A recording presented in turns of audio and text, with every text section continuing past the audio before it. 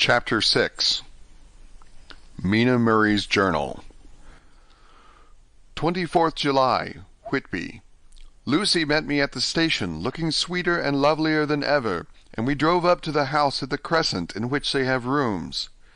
This is a lovely place. The little river, the Esk, runs through a deep valley, which broadens out as it comes near the harbour. A great viaduct runs across, with high piers, through which the view seems somehow further away than it really is. The valley is beautifully green, and it is so steep that when you are on the high land on either side you look right across it, unless you are near enough to see down.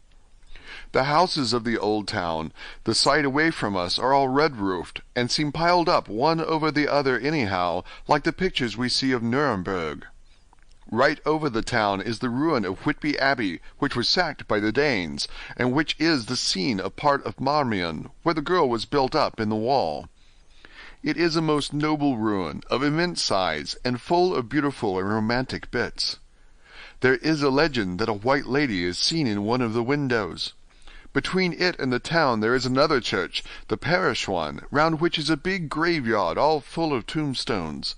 This is to my mind the nicest spot in Whitby, for it lies right over the town, and has a full view of the harbour and all up the bay to where the headland called Kettleness stretches out into the sea. It descends so steeply over the harbour that part of the bank has fallen away, and some of the graves have been destroyed. In one place part of the stonework of the graves stretches out over the sandy pathway far below. There are walks, with seats beside them, through the churchyard, and people go and sit there all day long, looking at the beautiful view and enjoying the breeze. I shall come and sit here often myself and work. Indeed, I am writing now, with my book on my knee, and listening to the talk of 3 old men who are sitting beside me. They seem to do nothing all day but sit here and talk. The harbour lies below me, with, on the far side, one long granite wall stretching out into the sea, with a curve outwards at the end of it, in the middle of which is a lighthouse.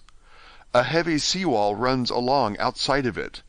On the near side, the sea-wall makes an elbow crooked inversely, and its end too has a lighthouse. Between the 2 piers there is a narrow opening into the harbour, which then suddenly widens. It is nice at high water, but when the tide is out it shoals away to nothing, and there is merely the stream of the Esk, running between banks of sand with rocks here and there. Outside the harbour, on this side, there rises for about half a mile a great reef, the shop of which runs straight out from behind the south lighthouse. At the end of it is a buoy with a bell, which swings in bad weather, and sends in a mournful sound on the wind. They have a legend here that when a ship is lost, bells are heard out at sea. I must ask the old man about this. He's coming this way.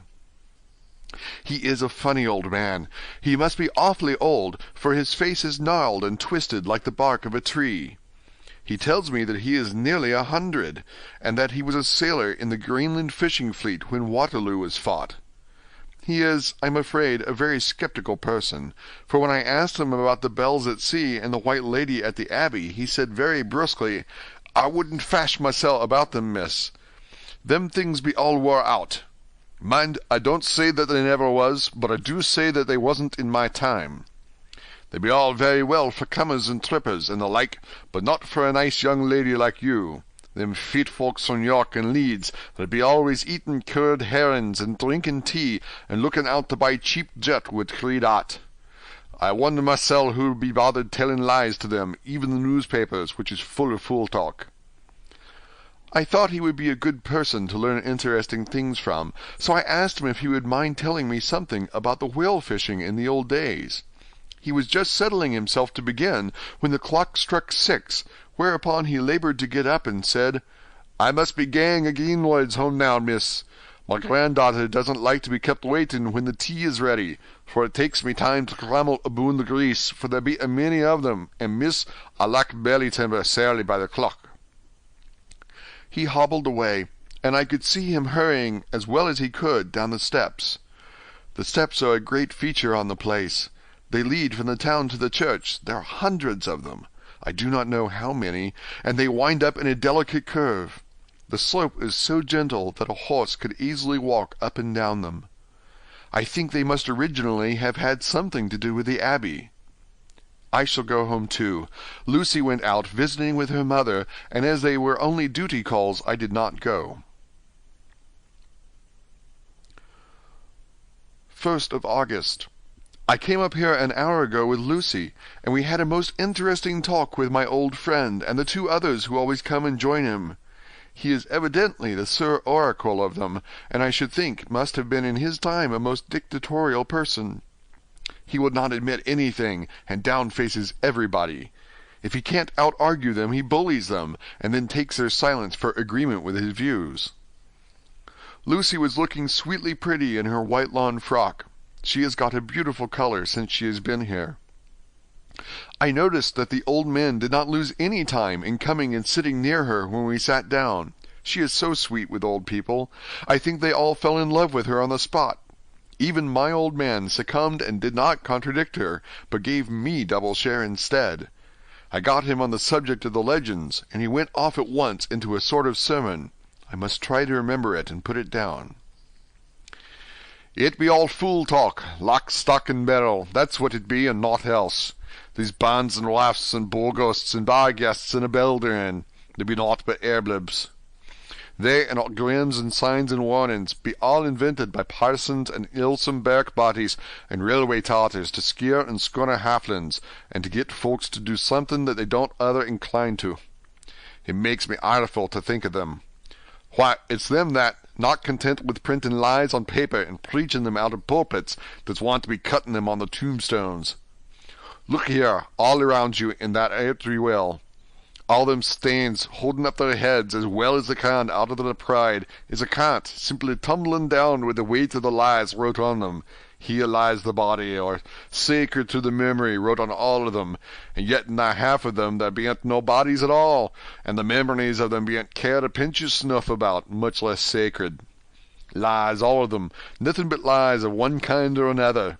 My God, but it'll be a queer scarment at the day of judgment when they come tumbling up in their death socks, all drooped together, and trying to drag their tombstains with them to prove how good they was, some of them trembling and dithering, with their hands dozened and slippery from lying in the sea that they can't even keep their grip on them.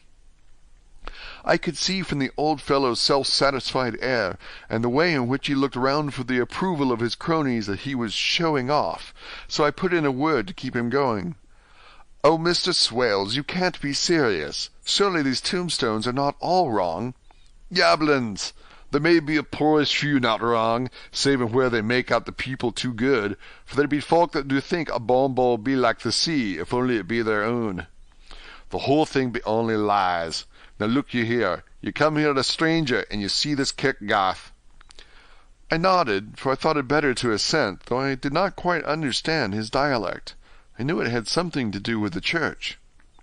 He went on, "And you consent that all these stains be aboond folk that be helped here, snod and snog?" I assented again. "Then that be just where the lie comes in. Why, there be scores of these laybeds that be toom as old Dunn's bacca-box on Friday night." He nudged one of his companions, and they all laughed. "And my God, how could there be otherwise?